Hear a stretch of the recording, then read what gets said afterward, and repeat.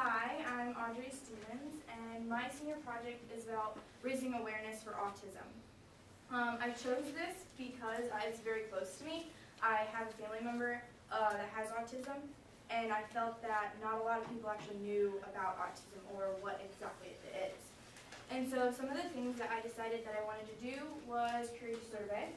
I wanted to create pamphlets and posters and put the pamphlets in different classrooms, like some of the science classrooms and the health classrooms, so that they can actually look at them and see that there is something about this. And it'll have different information about like what scientists know about it, exactly what ASD is, autism spectrum disorder, some of the different types that's known, and like the behaviors that the common behaviors that autistic people have. This is my survey. My survey asks what they think is autism, how many types of autism they think there are, and if they actually know anyone with autism. I chose these questions because I wanted to see if they actually knew anything about it, and I chose why they knew anyone with autism is because I wanted to see how it affected them, to see if they actually, autism was affecting their lives. So I also needed to know their age to see like what grades they were in and see who all actually answered my survey. It's anonymous, so they don't have to write their names or anything. Another thing that I wanted to do was have an assembly in the auditorium in April, because April is Autism Awareness Month. And so that is, right now it's April 20th. And my PowerPoint that I have created, it is not fully done. It's about 3/4 of the way done. But this is what I have so far. If it'll start. Is this what you're going to show during that April 20th This is what I'm going to show during the in assembly. front of the student body Yes. assembly? Okay. Because I have done research and I'm going to put my research in the PowerPoint. This is talking about what autism is, and I'll go into more detail in the assembly of talking what ASD is, and these are the some of the types of autism. I'll be talking about my experience with it. Becca is the one with the red straps on her shoulders. She's my cousin. I'll talk about what all she goes through and how it affects me in my life. This is my visit. I just recently went to a daycare that actually has children, autistic children, and different types of disabilities. Brennan is, I think he's 3 or 4. He's autistic. He doesn't communicate like we do. He makes different noises, and that's what I'll be talking about, is what he did during my visit, and how he interacted with other people. I also got to see a few other children there too, with different disabilities. So I think that really opened my eyes to see what different types of disabilities affects different people. Here I'm going to talk about the different treatments that was being held, I had the past, which is like the 60s to about the 90s, and then I'll be talking about what different types of treatments they have nowadays to see how much it's changed. Then I'll be talking about the signs to look for, to diagnose, kind of. So you'll be looking at if they respond to their name or any type of verbal contact, if they are able to hold conversations and actually interact socially. And then these are different types of things that they can look at too. I'll put different types of facts on here that people might not know. So I'll be talking about how many times, what the ratio is of people having autism, how many births has a disability compared to how many births don't. I'm not exactly done with these slides yet. This will be my survey results, and I'll actually tell the student body and the teachers exactly what my results show, because I want to let them know that autism does affect people, and it does affect our school. are some people in our school that actually have, are on the spectrum. And then I'll be talking about, to make it more, like, have them realize that actually there are people out there that we know as famous people, they actually have it. I'll have pictures so they can actually see who they are. I just haven't finished it yet. Sheldon Cooper. I actually read that he, whatever, like, channel it is or whatever, the station actually said that they keep on denying that he actually doesn't have Asperger's. That he has signs of it. They don't actually say that he has it. It's just he's very obsessive with certain things. And then this slide is done. What can we do? This is when I ask or tell them that we can actually do a lot of things. Like, we can treat them like normal people because they can interact with us just a different way. And so I'll show them by the end of this presentation. I wish that they know how to treat these people differently and how it's easier for them to interact with us if we know how to interact with them. And I want them to go out into the world and say, you know what, I know what this is and I know how to act towards these people, so it helps them realize different things. And then this will show all of my different citations that I'll have from all of the different sites that I've taken from. And that concludes this, I guess. That's all I have. I just wanted to take observations from special needs children because I was young when I learned that my cousin had autism, and I just wanted to learn more about it and have people learn about it. How did you get your opportunities to do the visitations, and who did you collaborate with? My mom is actually the director of the daycare that I went to, and she tells me quite a few times, she's like, because sometimes it's very stressful for her to actually work with these children. She gets to work with all of them at some point of her time there. So I asked her, I was like, Mom, you know my senior project.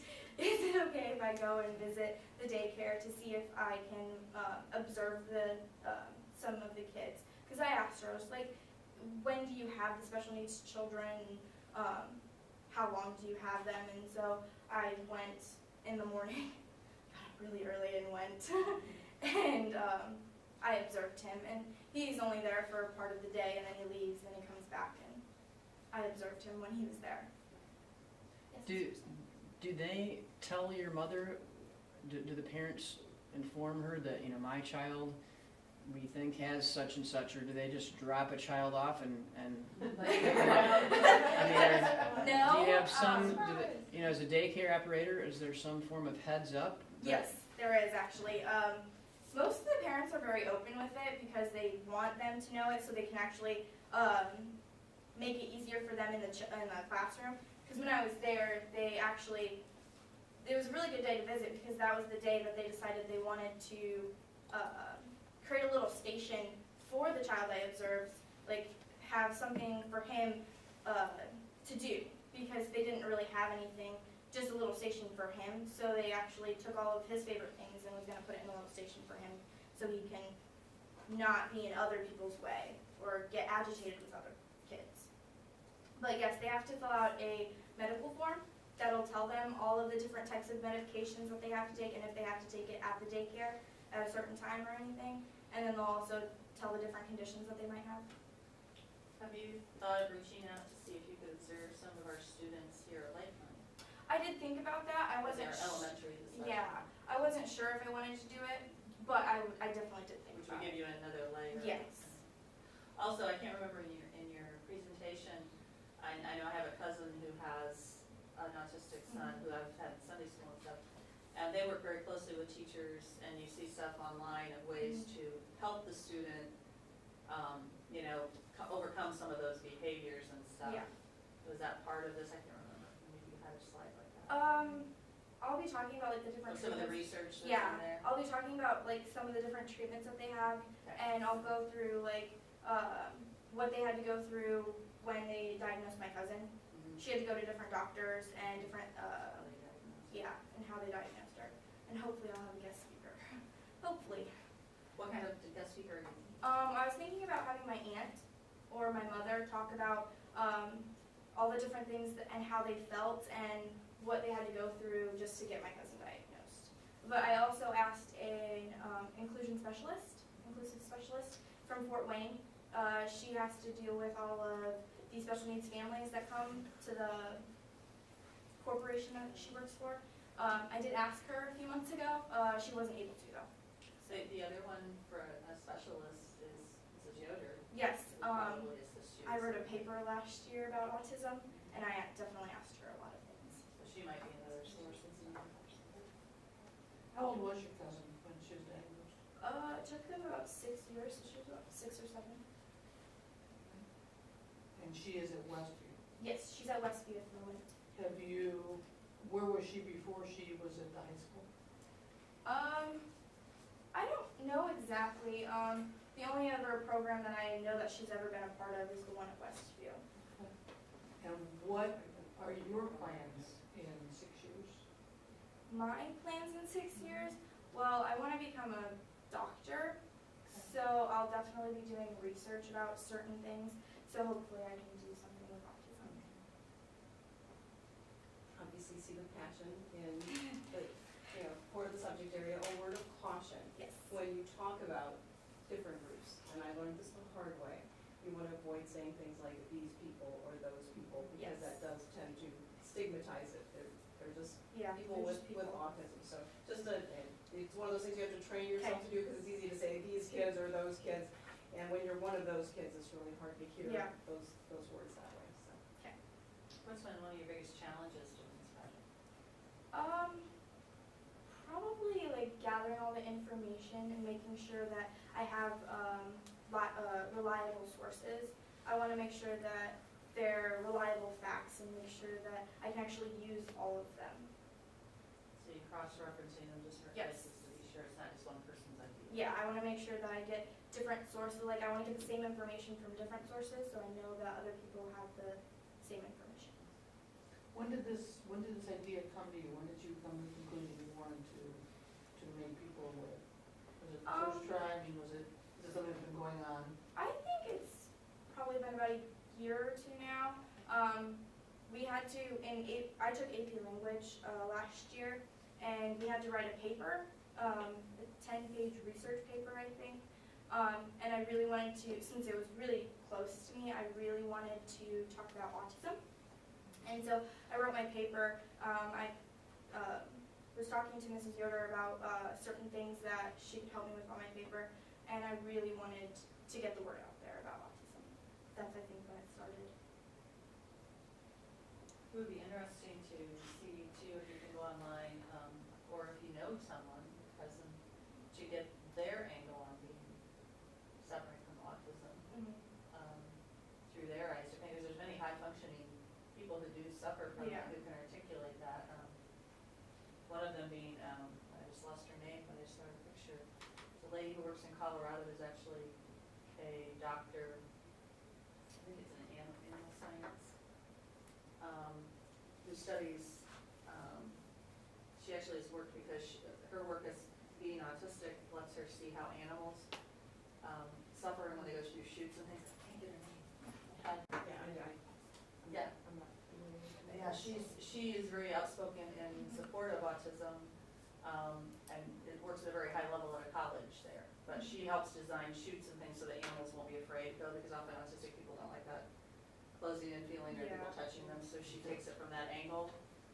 I'll have to try to get some information over here. I saw it in a magazine last night, but, just at that angle of how does Yeah. it feel to be From their functioning like perspective. that. Yeah, especially for kids who understand, if there's other high school kids who come through here who are very high functioning. We've had some that Yeah. graduated a couple of years ago who I think could even speak to that themselves, Yeah. I live this life and I know I have these issues, but how am I successful in spite of all the woes? Right, I was thinking Brandon Moore too, yeah, I've seen him. Another thing that practice going on from what Mrs. Merkel said, it's a student with special needs, not a special needs student, okay? And again, Westview, check out, maybe Stephanie Ray. I I don't Okay. know, is Steph still there, do you know? Kristen? Yes, she is, yep. Okay, there you go, that may be your connection into Okay. the Westview program. Okay. And I'm certain she used to be a Lakeland, she used to be here at Lakeland, so we swapped her for another teacher. I have her cell phone number, Audrey. Okay. I was gonna concur with Mrs. Liu in reference to using Katie Yoder as, during your presentation, particularly from the angle of how the student body, you know, can deal with someone who potentially, you know, granted they may not know they have autism, but Yeah. how you deal with individuals that might be part of their group, in a group project, or any number of aspects on just, you know, one-to-one dealing with someone with those. She might be able to shed a lot of light on suggestions that she has for the student body, which I'm guessing is kind of one of the angles that you're coming from, is how you can learn to treat and coexist and take from their strengths, but also learn to be able to work with others and all types of individuals, that she should be a strong resource there, so. Okay.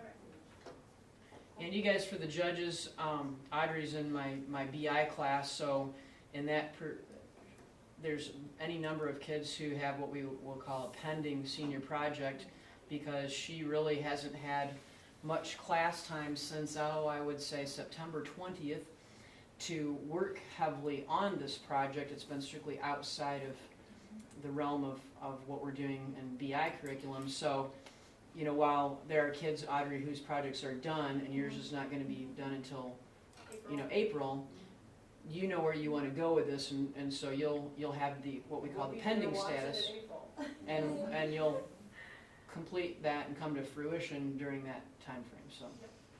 Well, Audrey, I found, the lady's name is Temple Grandin, and she actually has an official autism website. Oh, that's, So I put her website yeah. down. I was gonna put her as one of the famous people too. She's very famous, and Yeah. she's very high functioning, professor, so. Yeah. She works at, University of Colorado, so I was there. correct. So I was there playing. Yeah, there's a Mrs. movie Peachum about will her, probably too. be able Yes. to answer Yes. your question there. Yep. But there is, So I there's just a might be a neat angle for you, I put down her website. there's a Okay. misinformed branch of the public that might be something to mention. Yeah. First of all, I have a book for you to read if you haven't. Okay, It's called A Curious Dog in the Night, okay, which is, I believe it's a fictional story about a child that is on the spectrum. okay. So it'd be a good resource to begin to understand how children that are on the spectrum think. Okay. Additional, are you planning on covering anything about the current mindset that a lot of people have, that there is a correlation between vaccination and autism? I didn't think about that, but I could cover it, because I do know in MI we. There is no. Oh, And I'm not saying there is or isn't, I'm just Yeah, it would be saying good that to- would be a good thing Yeah, possibly to cover. perception. Yeah, We have I mean, talked it would be about a it good way in to MI. clarify that, you know, research shows there is no, but.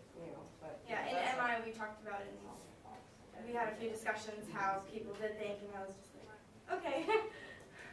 So, yeah, I could cover that.